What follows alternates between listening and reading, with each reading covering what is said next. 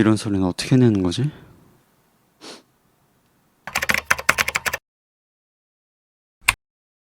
작곡가에게 있어서 가장 중요한 능력은 곡을 만드는 능력입니다. 그러기 위해선 화성학을 알아야 되는데 요새는 화성학보다 더 중요하게 생각하는 요소가 있다고 해요. 그건 바로 사운드 메이킹에 관한 능력입니다. 이게 무슨 소리냐면 작곡가는 자기가 어떤 노래를 만들고 싶은지 그 노래에 맞는 코드 진행을 설정하는 것도 중요하지만 어떤 음악을 머릿속으로 상상했는데 그 사운드를 우리가 직접 만들어내지 못하면 결국 그 음악은 세상으로 나올 수가 없거든요. 그래서 작곡가에게 중요하게 요구되는 능력 중 하나가 사운드 메이킹입니다. 모든 악기에 신디사이저가 들어가는 건 아니지만 신디사이저로 굉장히 다양한 소리를 만들어낼 수 있어요. 그래서 많은 사람들이 신디사이저에 입문을 하려고 하는데 야, 이거 굉장히 어렵거든요. 한번 살짝 보겠습니다. 와, 이거 살짝만 봐도 뭐가 뭔지 모르겠죠. 뭔가 함수 같은 게 막 나와 있고 그래프 같은 게 나와 있고 뭘 건드려야 될지 잘 모르겠어요. 그래서 제가 신디사이저를 가장 처음 배울 때 유용할 만한 사이트를 하나 알아왔습니다. 바로 이 사이트입니다. 이건 에이블톤이라는 회사에서 만들어준 신디사이저 기초 강의인데요. 뭐 엄청나게 깊은 내용이 있는 건 아닌데 초보자의 입장에서 꼭 알아야 할 내용들이 전부 담겨 있습니다. 그래서 한번 간단하게 소개해 드릴게요. 자, 이렇게 누르면 소리가 들리죠? 왼쪽으로 가면 조금 먹먹한 소리가 나고 오른쪽으로 가면 좀 카랑카랑한 소리가 들리죠? 이 사이트에서 신디사이저의 기초에 대해 한번 배워보도록 하겠습니다.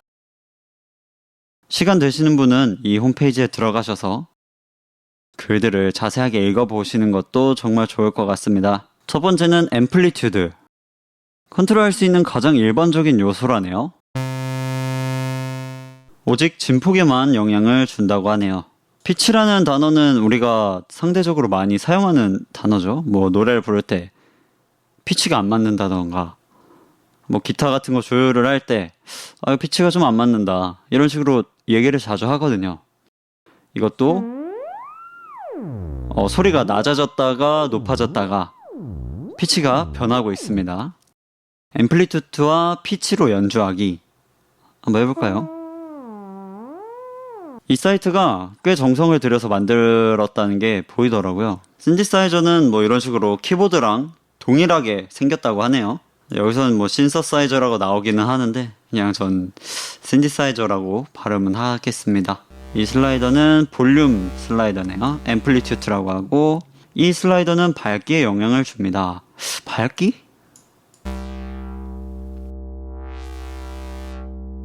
소리가 왼쪽으로 가면 조금 먹먹해지는 느낌, 오른쪽으로 가면 조금 카랑카랑해지는 느낌이 나네요. 이 슬라이더는 약간의 움직임을 더해줍니다.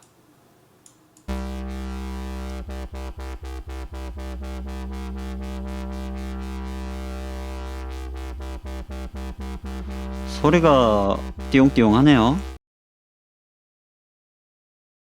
자동으로 사운드 요소를 바꾸도록. 오.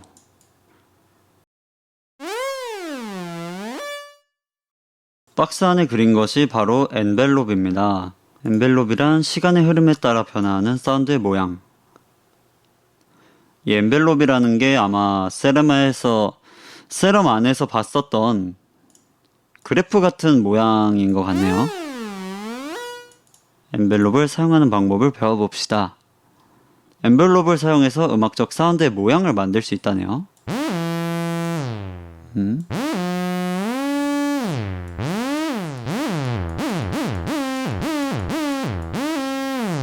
뭔가 모양이 계속 바뀌네요. 요 부분을 가장 주의 깊게 보셔야 될 거예요. Attack, Decay, Sustain, Release. 이 ADSR이라고 하는 걸 앞으로 자주 보게 된대요. 엔벨롭의 어택 컨트롤은 노트의 시작점에서 엔벨롭의 피크까지 도달하는 시간을 컨트롤합니다. 말이 좀 어려운데 한번 직접 눌러보면서 체험을 해보겠습니다.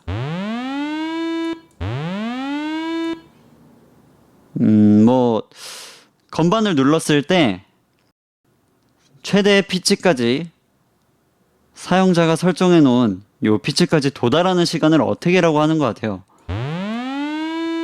디케이 컨트롤은 엔벨롭의 피크에서 서스테인 레벨까지 도달하는 시간을 컨트롤합니다. 항상 말이 너무 어려워요. 일단 눌러봅시다.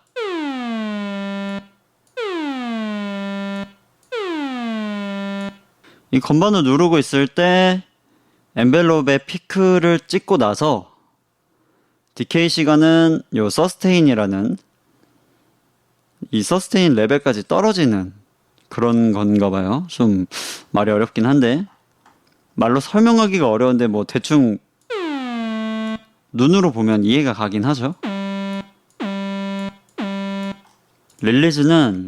엔벨롭의 릴리즈는 건반에서 손을 뗀 후 엔벨롭이 최수치로 줄어드는데 걸리는 시간을 결정합니다. 일단 눌러볼까요? 저는 뗐는데 소리가 계속해서 나고 있죠. 이 건반에서 손을 떼고 나서 이 잔향이 얼마나 남아있는지를 결정하는 시간이 이 릴리즈인 것 같습니다. 릴리즈를 짧게 하니까 손을 떼자마자 소리가 멈추네요. 릴리즈를 길게 해볼까요?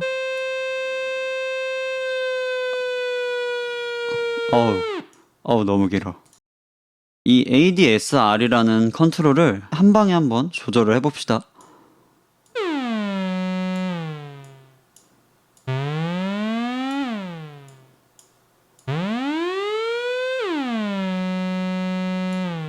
앞으로는 이런 ADSR을 이용해서 다양한 사운드를 만들게 되겠죠? 엔벨롭으로 지금까지는 피치를 변경했지만 앰플리튜드 같은 사운드의 다른 요소에도 적용을 할 수가 있대요. 볼륨에도 조절할 수 있다는 소리네요. 소리가 왼쪽에서 들렸다가 오른쪽에서 들렸다가 막 이러네요.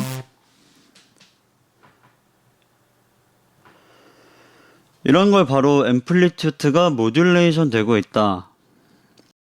역시 말이 어렵네요. 모듈레이션. 오실레이터를 이용해서 피치를 모듈레이션 할 수도 있다. 피치를 ADSR을 통해서 바뀌게 만들 수도 있지만 오실레이터를 이용해서 바꿀 수도 있다. 이런 오실레이터를 로우 프리퀀시 오실레이터 LFO라고 하는데 이 LFO라는 말이 아까 세럼에서도 있었죠. 아마 이런 식으로 사용하는 것 같아요. 한번 눌러보겠습니다. 이 LFO가 움직임에 따라서 피치의 위치가 바뀌네요. 사이트가 굉장히 잘 만들었죠. 신디사이저에 대해서 처음 배우시는 분들은 꼭 한 번씩 와서 이 용어 같은 부분을 정확히 정리를 해놓고 가시는 것이 나중에 다른 분들의 강의를 들었을 때 조금 더 빠르게 배울 수 있지 않나 라는 생각이 듭니다. 오실레이터의 속도를 또 다양하게 변경을 할 수 있는데 이 헤르츠라는 것은 이 최대 피크와 최대 피크가 다시 만나는 라는 게 이 1헤르츠예요. 그리고 모듈레이션 어마운트 변경하기. 이 어마운트라는 것의 뜻이 얼마나 움직이게 할지 뭐 이런 뜻인 것 같네요. 모듈레이션의 모양 변경하기. 이제 뭔가 그래프 같은 게 막 나오기 시작했는데 LFO 값이 한번 눌러볼까요? 피치에 어떤 식으로 영향을 주는지 한번 들어보겠습니다.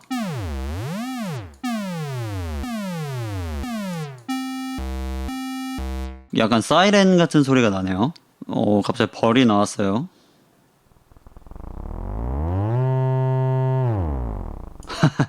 귀엽네요. 이 두 가지 모양을 섞을 수도 있나 봐요. 보면 왼쪽은 요 사각파, 오른쪽은 톱니파. 이렇게 중앙으로 가면 두 소리가 섞이게 되죠. 저는 이 부분이 굉장히 중요한 부분이라고 보는 게 사람은 소리를 시각화해서 볼 수 없었어요. 근데 이런 오실레이터가 개발되면서 소리를 시각화할 수 있게 됐죠. 그래서 저희가 이런 소리를 듣고 이런 소리는 이런 사각파 소리구나, 이런 소리는 톱니파 소리구나 라는 거를 기억하고 있으면 나중에 어떤 사운드를 만들어낼 때 어떤 파형이 필요한지 즉각적으로 내 머릿속에서 계산을 할 수 있게 됩니다. 그렇게 되면 소리를 만드는데 굉장히 유용하겠죠. 다음은 펄스, 진동폭. 어떤 오실레이터는 파형의 모양을 바꿀 수 있는 컨트롤이 있기도 합니다. 사각파 오실레이터는 펄스 위스를 변경함으로써 음색의 변화를 줄 수 있습니다.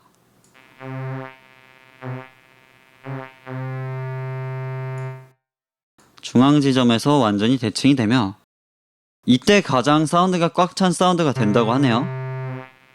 사각파 오실레이터의 펄스 폭 역시 LFO로 모듈레이션을 더할 수가 있습니다. 이런 그림으로 보면 이해하기가 좀 어려우실 수 있을 것 같은데, 지금 이 그림이 의미하고 있는 게 뭐냐, 펄스 위스가 작아졌다 커졌다 하잖아요. 이게 이 느낌이에요. 아까 그 소리랑 똑같죠? 그래서 이 그림은 이런 느낌이다 라고 이해해 주시면 될 것 같고, 모듈레이션이 아주 빨라질 때 재밌는 변화가 생깁니다. 빠르게 하면 거의 노이즈 같은 소리가 생기네요.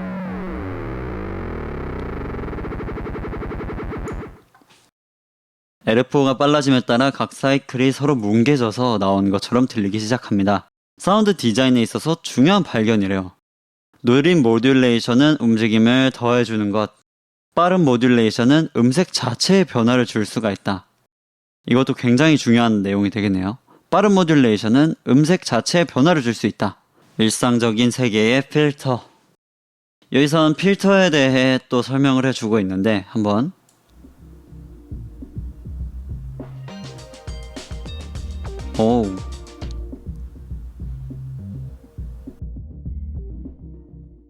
사운드 문을 닫고 있으면 조금 먹먹한 소리가 들리는데, 문을 열면 사운드가 굉장히 선명해지고 밝아집니다. 필터를 이용해서 주파수를 차단시키는 건데, 필터는 벽이나 문과 같은 역할을 합니다. 이건 약간 TMI일 수 있는데, 여기서 왜 이런 소리를 하냐면, 소리는 에너지를 가지고 있어요. 저음역대일수록 소리가 가지고 있는 에너지의 손실률이 적다고 해야 될까요? 벽 같은 거를 투과했을 때 진동수가 많게 되면 벽 안에서 에너지를 많이 잃어버리거든요. 진동수가 적으면 벽 안에서 잃는 에너지가 좀 적어집니다. 그래서 저음이 벽 같은 데를 굉장히 잘 뚫어요. 그래서 방음실을 만들 때도 고음은 정말 쉽게 막을 수 있는데 저음 같은 소리가 정말 잘 안 막힙니다. 그렇습니다.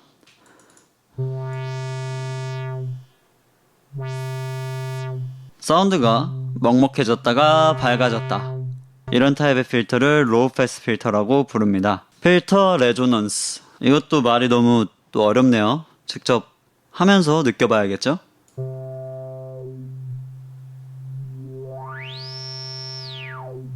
특정 주파수대가 강조되는 느낌이 있습니다. 레조넌스 값을 높였을 때 매우 높은 휘파람 같은 사운드가 들릴 것입니다. 네, 이렇게 신스의 기본적인 부분에 대해 알아봤는데 사실 이 뒤에 내용이 조금 더 있거든요. 근데 내용이 너무 많아서 이 안에 다 담지를 못하겠더라고요. 그래서 이 뒷 내용이 궁금하신 분들은 제가 더보기란에 링크를 남겨놓을 테니까 한번 들어가서 직접 해보시는 걸 추천드립니다. 신스에 대한 기본적인 지식을 어느 정도 잡고 가실 수 있을 거예요. 네, 그러면 영상 봐주셔서 감사하고 다음 영상에서 뵙겠습니다.